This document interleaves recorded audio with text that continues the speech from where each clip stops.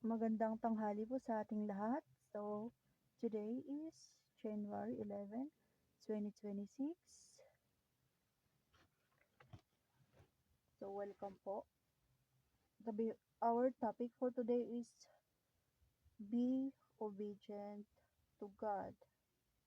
Obey the Lord.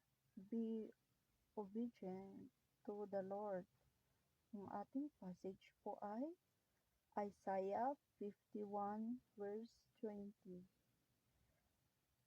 But I encourage you po to read the whole chapter of Isaiah for you to understand the context more.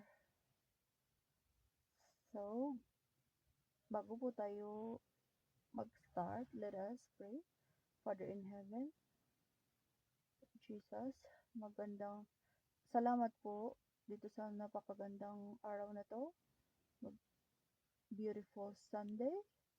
Thank you, Father, for creating the world that we live in. Thank you, Father, for our lives and for our breaths.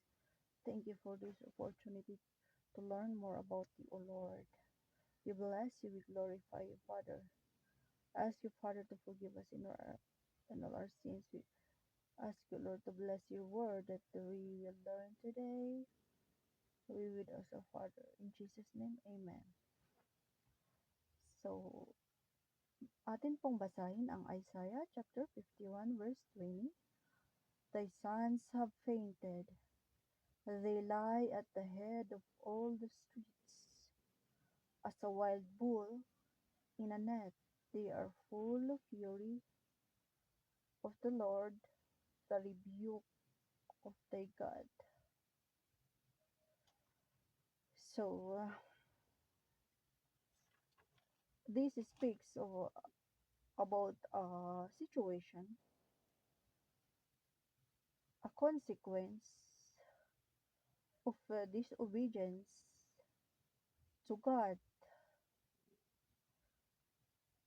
Noong time po na ang mga